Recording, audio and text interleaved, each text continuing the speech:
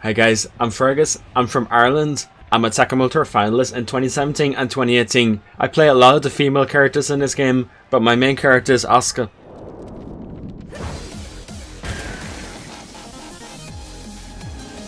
Asuka Kazama.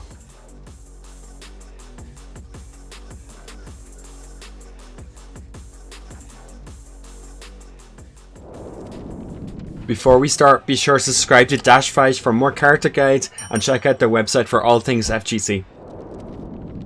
So let's get started with some of the key moves that you should be using with Asuka. Now Asuka is the kind of character where she has a lot of good moves to use, but I'll just name like the moves that you should be playing as her. So let's start with jab strings.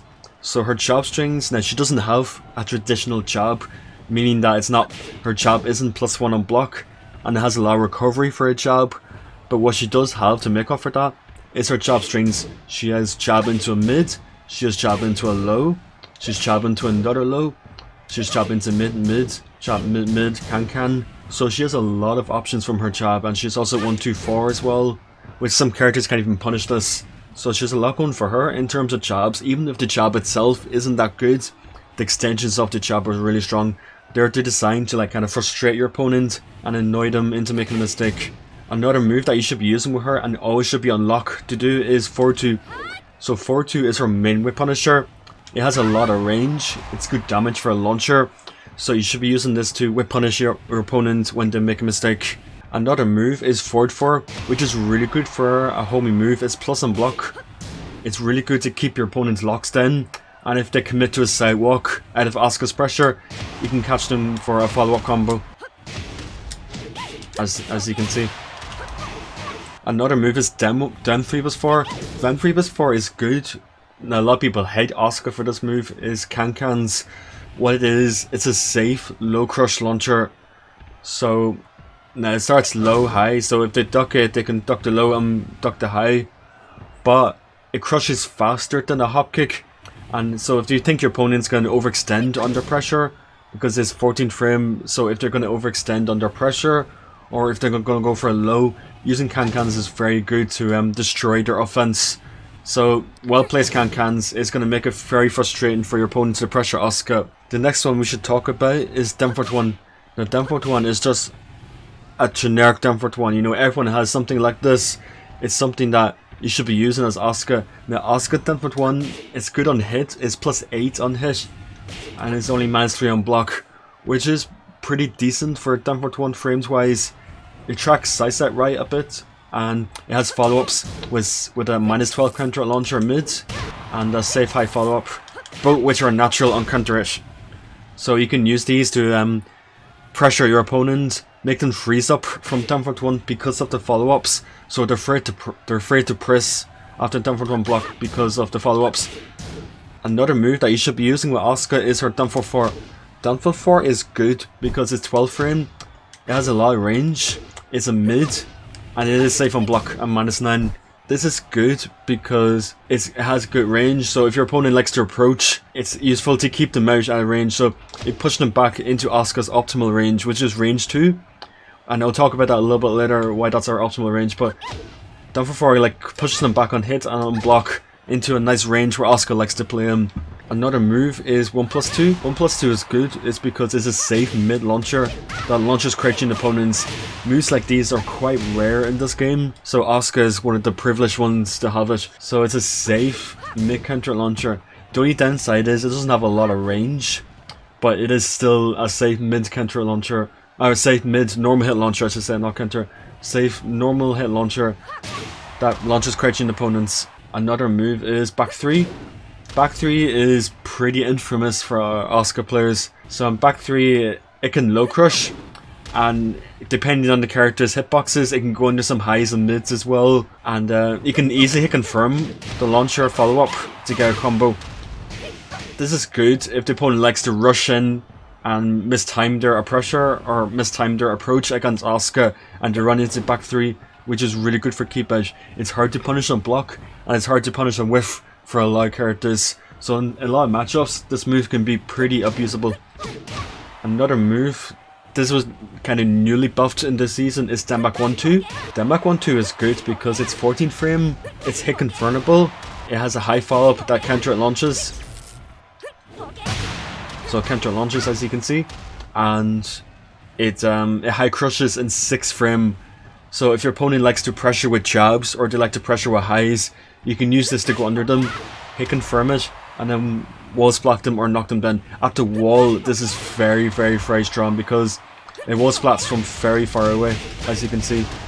Now, let's talk about lows a little bit. So Asuka's Denback 3 is good because it's not that unsafe on block at -12. It has a lot of range. On counter hit, you get some plus frames, really good plus frames. So Denback 3 is a low that you must use with Asuka. It pushes them back on hit, so it can be hard to catch them mashing with follow-up. It's kind of hard to follow up your pressure after Denback 3. But what you do is you do Denback 3. If they mash, you can whip punish them afterwards. And at the wall is very good because it's +4, leaves them in crouch, and there is no pushback on hit. So Asuka can pressure with down for 1 afterwards, which will frame trap. So this low is very good at the wall especially. Down 2 is another move that complements Denback 3 pretty well. Now remember when I talked about Asuka's optimal range? So down for 4 pushing him back to optimal range. This is because down 2 and Denback 3 has the range to hit the opponent from there. So they're very good to complement the mix-up game that Asuka has from range. So down 2 counter launches, as you can see. So they're very good to complement each other, like frustrate your opponents with these little moves and then get them to mash out in retaliation, and then you can whip punish them or force them to play into Asuka's many defensive panic moves such as can-cans, Denback 1-2, forward 1 +2 power crush, back 3, and you know the list goes on. Another move is FC down for 2. This is Asuka's main low from crouching. It is good because on counter hit you get him a really beefy follow-up, 61 damage, and if you have the execution you can go for a crouch cancel down for 2, which does a grip of damage for something that comes out of a low. It's neutral on hit, so you can still do some pressure afterwards. So you can backdash to bait whiffs, or you can while standing for to keep them in check. For a bigger low that Asuka has is Demo +2. Demo +2 is her big power mix-up low. It's good because she gets a free 4-2 follow-up afterwards for 36 damage and flip over Oki. So it's very important to use this if you need to get more damage out of your mix-ups, if you want to start making a comeback, for example. So yeah, those are the top moves that I would use with Asuka. One of the combos that's staple to Asuka that everyone should learn, this is the one that you use for wall carry, and it works off almost all launchers. So it's 4-4-2-3, jab, 2-1, 1 +2, 4-4-2-1. You want to use this one for wall carry mainly. It's very easy to do with some practice, and it carries the most. If you don't need wall carry and you just want raw damage, this is what you should do. Now the last hit isn't part of the combo, but it is guaranteed. In order to get that ender, you want to delay the last hit very slightly so you get the reset, which is guaranteed and is a lot of damage. For other launchers that Asuka has, this is the combo that you want to do.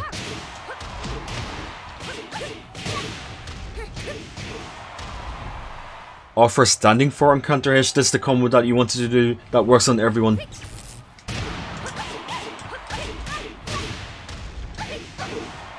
If you have rage with Asuka, this is a combo that you can do.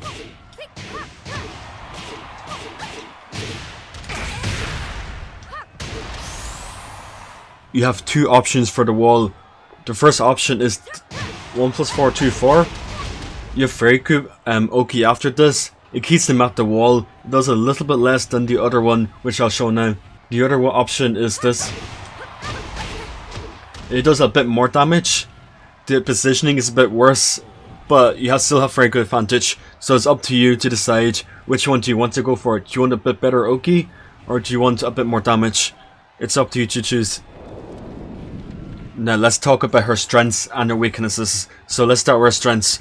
So obviously, she is probably the best character in the game at stealing the opponent's turns because she has so many good defensive options. She has so many panic moves such as 1-2-4, which is natural and counter hit, a land frame magic 4, 3+3, which beats every punch, back 3+3, which is safe mid, which beats every kick in the game. Both options lead to a combo. She has reversals for a leg and kicks, and they give a free follow-up. She has can-cans, which I showed earlier, which is a 14 frame counter launcher that crushes lows very early at frame 5. She has forward 1+2, which is a very fast power crush, which wall bounces and is safe on block. So she has really good panic moves, and it makes the opponent really second guess their offense against Asuka. Another thing that she has is she has very high damage output. You see in the combos I just showed, she gets really high damage mid-screen, and her wall combos are very strong with good Oki afterwards. So, and especially when she has Rage Drive, she gets huge chunks of damage for the ender. She has very good Oki. She has all of her combos flip over, which is very strong to have in this game. And also, she is a mid unblockable, which if you set up properly can be very devastating for resets. She has really strong key charge options, like such as Demba 4-3.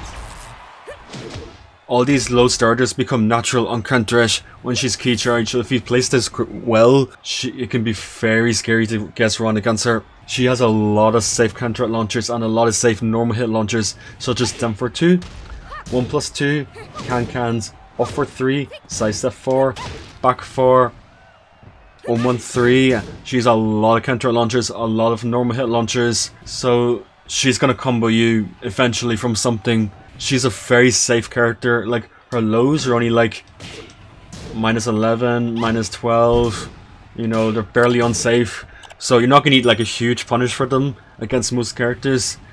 Even her counter launchers or normal hit launchers are all safe, such as 1+2, off for 3, side step 4. They're all very low minus or just straight up safe. She's a very safe character in general. It can be hard to get damage off her, and she has very good comeback potential with Demo +2, 4-2, flip over her, and she is also her Rage Drive can lead to a lot of damage if she gets any stray launchers or combos, and that's pretty much her strengths in a nutshell.